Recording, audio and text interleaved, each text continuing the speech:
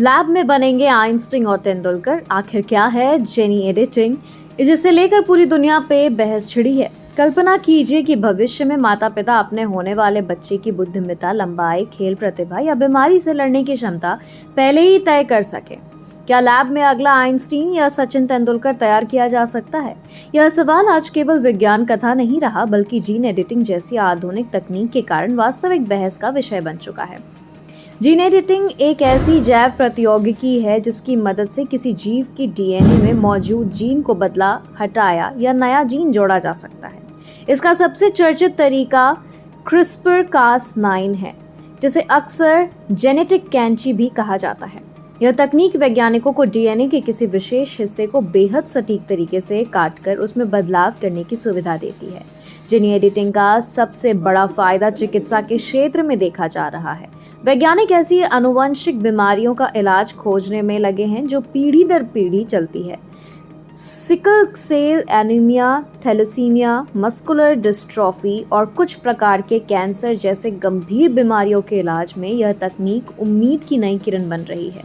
इसके अलावा खेती में भी इसका उपयोग रोग प्रतिरोधी और अधिक उत्पादन देने वाले फसलें विकसित करने के लिए किया जा रहा है। लेकिन सबसे बड़ा विवाद तब शुरू होता है जब बात इंसानों की क्षमताओं को बढ़ाने की आती है।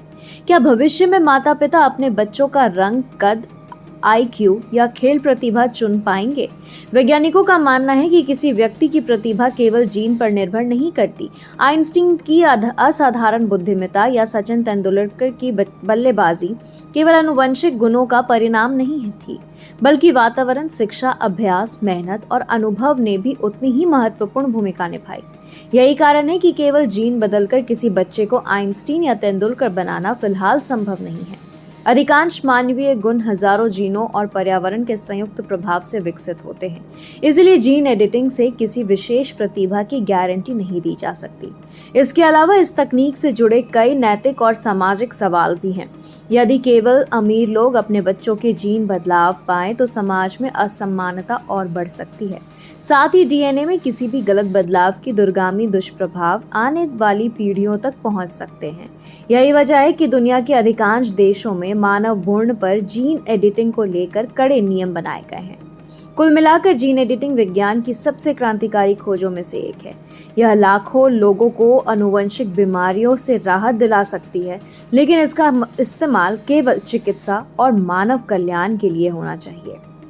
भविष्य में यह तकनीक कई चमत्कार कर सकती है, लेकिन लैब में आइंस्टीन या तेंदुलकर बनाना अभी विज्ञान से ज्यादा कल्पना की दुनिया का हिस्सा है।